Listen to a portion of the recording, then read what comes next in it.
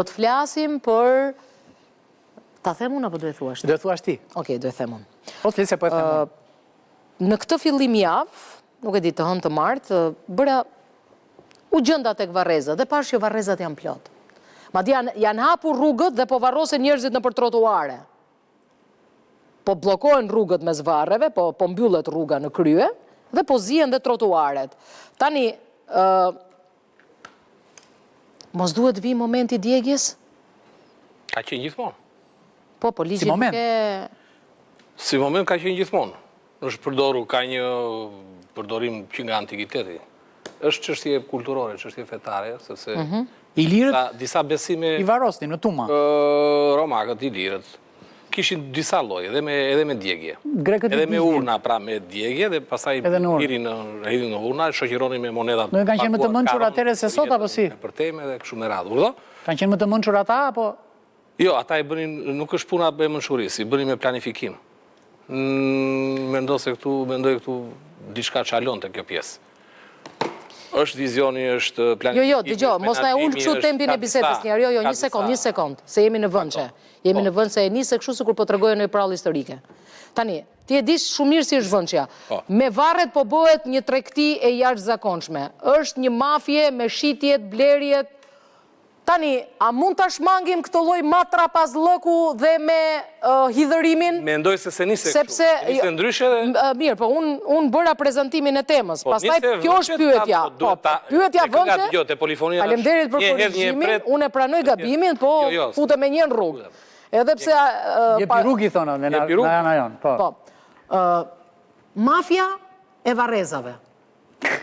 Mafja e Varrezave. Duket si gjë e vogël, po është e frikshme.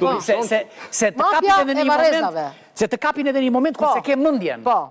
Nuk se ke mendjen, se ke fare mendjen. Se ke mendjen. Janë si ata xhepistët që vjedhin te autobusi i atyre që shkojnë te spitali. Pra ata që ikin për spital, që se kanë mendjen, aty vjedhet më shumë. Kjo quhet mafja e hajdutëve të shpirtit. Se është një tjetër, me fjalë kalon një është problem psikologjik, pastaj është mazokizëm, është diçka më vete. Sepse në vetvete ndarja midis jetës dhe vdekjes së fillim është shpirtërore, pastaj është metafizike, pastaj fizike. Pra, respekti dhe vlerësimi për këto dy ndarje dhe për këto komponent çon në sjelljen e njerëzve apo në qasjen që kanë ata ndaj kësaj veprimtarie apo ndaj këtij rituali që është sa pagan edhe fetar. Tani, e nisëm me mafje, nuk është më ajo, është hajdutët e shpirtrave, pikë. Nuk, këtu kalojmë në një... Po mirë, faleminderit për korrektimin e temës, tani, do na thuash në që të bukur... Kemi të bëjmë njerëz me probleme të theva shpirtërore, mendore... Vazhdojmë poete dashur, që mirë se ne erdhe në Bardazi. Se u gjeta.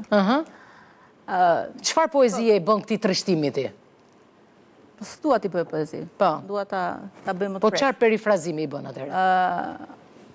Kjo pjesa që njerëzit bëjnë tregti me vendin e varrit, pavarësisht se nuk është një pronë që i takon askujt, pra ne marrim vetëm të drejtën e përdorimit të atij vendi, nuk është se dikush bëhet pronari pjesës ku... Po shitet ajo.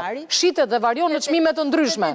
Thot, kjo është zënë, ajo është zënë. Ka dhe njerëz që kanë paguar varrin pa vdekur akoma, që ta dini edhe këtë, mos ju duket diçka që, po si ka mundësi të ndodhi, po pra po, kështu po ndodh. Rrezat publike, apo... Publiket, mo publiket, se s'ka private. Ka private? Do ketë. Në varrezat do ketë, po s'ka. Mendoj që lihen paraprakisht të vendet nuk mendon. Tregtohen nga personat që le ta quaj përfitojnë, ashtu siç përfitojnë në rastet edhe kur jemi nëpër spitale që paguhen mjekët në mënyrë të jashtëligjshme. Po ndodh tani, ndodh kjo gjëja. Një halli, një problemi, mundet edhe të bëjë një sy qorr, do thoshim neve, edhe të bjerë pre e këtyre matrapazllëqeve. Kështu që tani si poete çfarë perifrazimi i bën kësaj situate? Dua ta bëj avokate, se jam edhe avokate. Dua ta lë poezinë.